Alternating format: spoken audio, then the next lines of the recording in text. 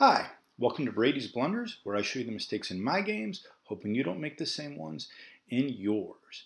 And this is the penultimate episode of the Nick Sibicky game, and this is the sort of episode where the series gets its name, because a true Brady Blunder is one in which I take an otherwise good game and just hand it to my opponent.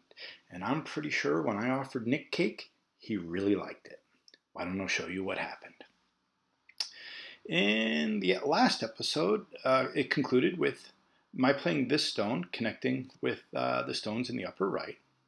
And then Nick continued here, which is a dual purpose move. Number one, it's reducing white or black.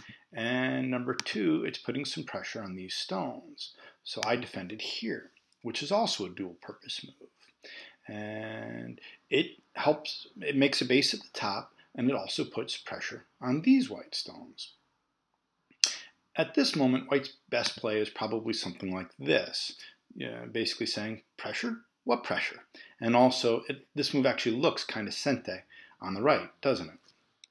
But white didn't play there, and instead played over here, which even locally is a little bit conservative. But don't worry, I made that move look genius, not so far in the future.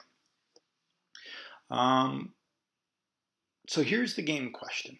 And now black has a chance to take the lead in the game. It's pretty even, but with a really good attack, black can take command. So if you're black, what move or sequence of moves would you play to take control? If you want to pause, go ahead. I'll wait for you here. Right. I played here, which is natural looking enough because it's a splitting attack. This white group isn't yet alive. It's got two half eyes, so it's good to cut it off from its friends. And this white group up here, which I just said I put some pressure on, has a funny looking shape. The connection doesn't look that solid.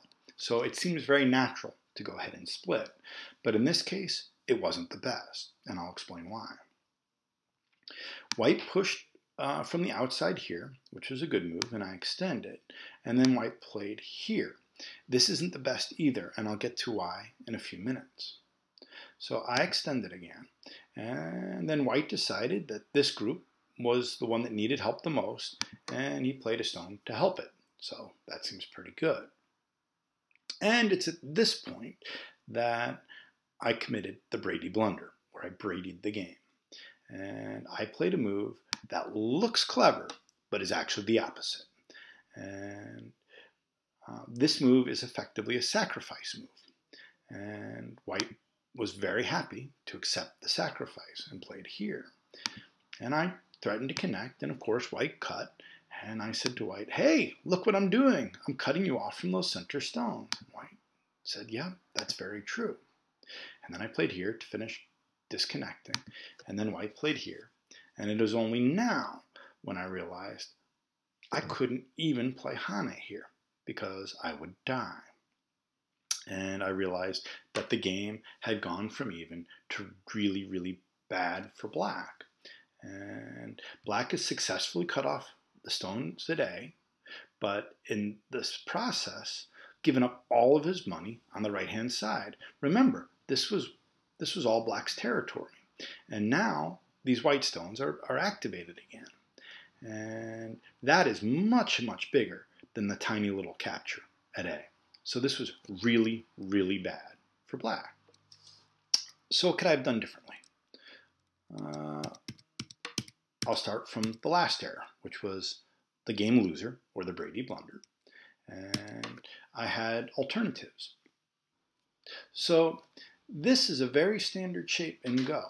And with the shape of these four white stones and these two black stones and this one. And it's worth remembering how to split. And you start by playing this, and this move threatens to cut white in half. And white has this play to say, no, you can't cut me in half, and I'm getting a base, so I'm going to be okay. And black agrees and plays the Atari. Black can't play here because white will capture the stone. So the Tsuji is this wedge here, which looks like a sacrifice stone, kind of like what I played as my losing move, but it's really not. because if white tries to eat that stone, black can play here, splitting white. And if white tries to connect, black can play here. When white picks up, then black can connect back here. And actually, these center white stones are dying. And it's worse than that for white, because not only are these dead, this white group has to live in gote. If white was to play somewhere else, black can just connect here, and there's nothing that white can do to live. So this would be a horrible result for white, meaning white can't Atari from this direction. So what happens if white Ataris from the other direction? And that's where we get the second half of this Tsuji, which is that move that I played, but it worked completely differently. When black plays this move underneath, then if white plays here, then black can pull back, and it's basically the same as white Ataring from the other direction. These white stones are going to die, and these white stones have to live in gote. This would be an awful result for white. So that means when black wedges like this, white's going to have to come back and play this sequence. And black can block off, white lives, and black plays here. So this is similar to the game, but much, much better for black, because black has managed to save the right side, and yeah, he's kind of been forced to eat A, but he's captured A at a larger scale. So not saying black is winning with this, but at least it's still a game. Okay, one thing I want you to notice about this shape is the position of the black and white triangled stones. And because of the position of these stones, it actually turns out that the wedge Tsuji isn't the best that black can do. So again, notate the position of those stones, and let's go back and look. When black wedged, it gave white the option to play here. So what if instead of wedging, what if black played here himself? White would connect, and now black plays this. And we've already seen the shape. White can't play this Atari. So white would just play here, and then here, connect back. And it's just like the wedge problem, except these two stones have both moved one to the right. So this is 2 points better for black, and this is the best black continuation. Well, it's certainly a heck of a lot better than the blunder I played. So let's go back, because I mentioned white made a mistake, and that was here. This is a mistake for two reasons, one of which, in each variation that I showed, including the actual game, and it ended up getting captured and wasn't terribly useful. So that's one reason. The second reason is that it's the less interesting part of the board. It's not necessary to play there to help the upper right live, and it's much more interesting for white to control the outside. So this would be sente, and black would extend, and this would be sente, so black would extend again. And now this is more interesting for two reasons, one of which is these extra stones help white live. You help him make shape, find a second eye, whatever is necessary. But more importantly, this is the area where black was hoping to make points, and by thrusting right through it, white eliminates an entire area that black was hoping to gain points, and actually begins to feel comfortable with his lead in the game. Okay, so because white can play on the outside, that is why black's cut here is not correct. So what could black have done instead of that? Guess what? It's the same sequence. Black starts here. White says, I'm going to make a base and I'm going to connect. Black says, okay, and then pushes through. And then white plays here, and then black plays here. Now this is slightly different than the variations I showed before, because the variations before, black had stones right here. So white definitely couldn't play this move. But what happens if white tries this in this situation? This is white giving maximum resistance, if you will. If white plays this, then black can just give up that stone. When white captures, black can move here.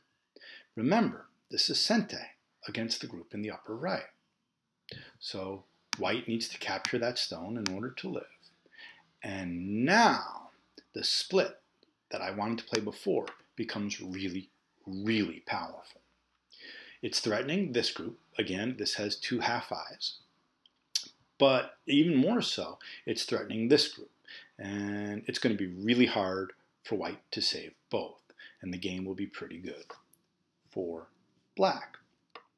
But even if black wasn't able to kill one of the two groups, it's already better for black because look at the shape here. This way, black got way more points on the right-hand side than even the success variations that I showed earlier. So this would be really, really good for black. And therefore, white can't give this maximum resistance and would instead have to follow the sequence from before. But now black has a choice. Black doesn't have to just answer and keep the cash on the side. Black can instead say, wow, look at this. I've got all of these stones that are keeping you separated from all of your friends. And if I just move out, white, what are you going to do? And white is definitely in trouble. It's even more interesting if black can play this first and white answers because this takes away an eye. And now this move is looking really scary.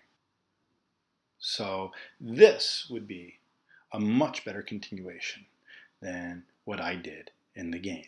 Would have been nice to see. So what did I learn from this episode? I guess a couple things. First, if you can read out a killing sequence and you don't need additional support and you've read it out and you're confident it's going to work, just go ahead and do it. That's fine. And if it doesn't work, you will have learned something. And if it does work, great. You didn't give your opponent time to fix their shape. That's a good approach.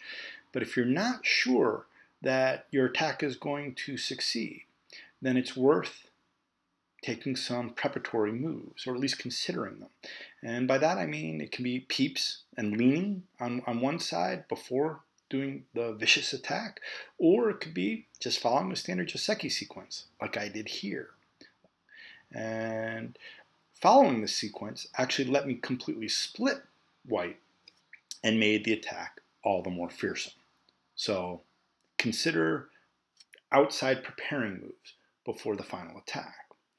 And then second, before playing really clever looking moves that look like Tsuji, that aren't, they're actually anti-Tsuji, read them and then read them again and make sure they actually work, because I didn't. Right? So my next episode will be the last one with the game with Nick. And in it, he has a few very nice moves, and I have another blunder. And it'll be a relatively short episode. And thanks for watching. See you next time.